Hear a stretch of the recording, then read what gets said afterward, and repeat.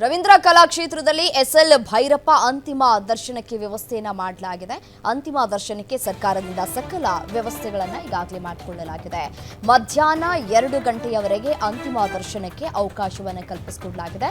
ಮಧ್ಯಾಹ್ನ 3 ಗಂಟೆಗೆ ಮೈಸೂರಿಗೆ ಪಾರ್ಥಿವ ಶರೀರವನ್ನು ರವಾನೆ ಮಾಡಲಾಗುತ್ತೆ. ರವೀಂದ್ರ ಕಲಾಕ್ಷೇತ್ರದಲ್ಲಿ ಅಂತಿಮ ದರ್ಶನವನ್ನ ಪಡೆದುಕೊಳ್ಳುವುದಕ್ಕೆ ಎಲ್ಲ ರೀತಿಯಾದಂತಹ ಸಿದ್ಧತೆಗಳು ಸರ್ಕಾರದಿಂದ ಆಗಿದೆ. ಸರಸ್ವತಿ ಸಮ್ಮಾನ್ ಪ್ರಶಸ್ತಿ ಪುರಸ್ಕೃತ ಕನ್ನಡದ ಖ್ಯಾತ ಕಾದಂಬರಿಕಾರ ಈ ಎಸ್ಎಲ್ ಭೈರಪ್ಪ ಅವರು ನಿನ್ನೆ ಮಧ್ಯಾಹ್ನ 2:38ಕ್ಕೆ ಹೃದಯಾಘಾತದಿಂದ ನಿಧನರಾದರು. ಭೈರಪ್ಪ ಅವರ ನಿಧನದಿಂದ ಕನ್ನಡ ಸಾಹಿತ್ಯ ಲೋಕದ ದೊಡ್ಡ ಕೊಂಡಿಯೇ ಕಳಚಿದಂತಾಗಿದೆ. ಭೈರಪ್ಪ ಅವರ ಪಾರ್ಥಿವ ಶರೀರವನ್ನು ರವೀಂದ್ರ ಕಲಾಕ್ಷೇತ್ರದಲ್ಲಿ ಇರಿಸಲಾಗಿದೆ. ದೃಶ್ಯಾವಳಿಗಳಲ್ಲಿ ಕೂಡ ಗಮನಿಸ್ತಾ ಇದ್ದೀರಿ. ಅಂತಿಮ ದರ್ಶನಕ್ಕೆ ಎಲ್ಲ ರೀತಿಯಾದಂತಹ ಸಕಲ ಸಿದ್ಧತೆ ಸರ್ಕಾರದಿಂದ ಆಗಿದೆ. ಇದೀಗ ಅವರ ದರ್ಶನವನ್ನು ಪಡೆದುಕೊಳ್ತಾ ಇದ್ದಾರೆ ಅವರ ಅಭಿಮಾನಿಗಳು. ಮತ್ತು ಅವರಿಗೆ ಬಹಳ ಈ ಕುಟುಂಬದವರು ಕೂಡ ಇಲ್ಲೇ ಇದ್ದಾರೆ. ಮತ್ತು ಮೈಸೂರಿಗೆ ಇವತ್ತು ಮಧ್ಯಾಹ್ನ ಪಾರ್ಥಿವ ಶರೀರವನ್ನು ತೆಗೆದುಕೊಂಡು ಹೋಗುವಂತಹ ಎಲ್ಲ ರೀತಿಯಾದಂತಹ ವ್ಯವಸ್ಥೆಗಳು ಕೂಡ ಆಗಿದೆ. ನಾಳೆ ಈ ಅಂತಿಮ ವಿಧಿವಿಧಾನವನ್ನು ನೆರವೇರಿಸಲಾಗುತ್ತೆ.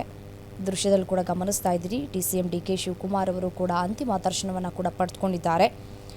ಆಸ್ಪತ್ರೆಯಿಂದ ರವೀಂದ್ರ ಕಲಾಕ್ಷೇತ್ರಕ್ಕೆ ಎಸ್ಎಲ್ ಭೈರಪ್ಪ ಅವರ ಪಾರ್ಥಿವ ಶರೀರ ತೆಗೆದುಕೊಂಡು ಬರಲಾಗಿದೆ. ನೋಡಿ, ದೃಶ್ಯದಲ್ಲೂ ಕೂಡ ಗಮನಿಸ್ತಾ ಇದ್ದೀರಿ. ಭೈರಪ್ಪ ಅವರಿಗೆ ಅಪಾರ ಅಭಿಮಾನಿ ಬಳಗ ಇದೆ.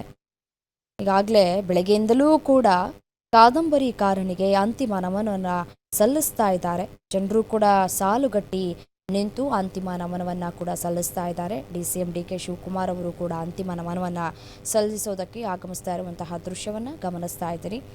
ಗಣ್ಯರು ಕೂಡ ರವೀಂದ್ರ ಕಲಾಕ್ಷೇತ್ರದತ್ತ ಆಗಮಿಸ್ತಾ ಇದ್ದಾರೆ. ಬೆಳಗ್ಗೆ 8 ಗಂಟೆಯಿಂದಲೇ ಕೂಡ ವ್ಯವಸ್ಥೆಯನ್ನು ಕೂಡ ಮಾಡಲಾಗಿತ್ತು.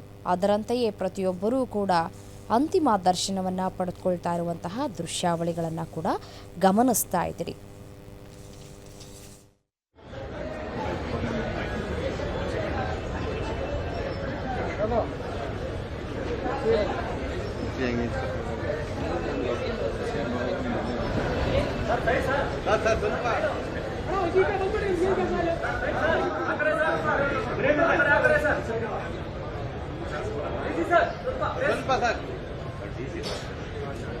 ಏನ್ ಕೆಲಸ ಅಂತ ಹೇಳ್ಬಿಟ್ಟು ಸೈಡ್ ಬನ್ನಿ.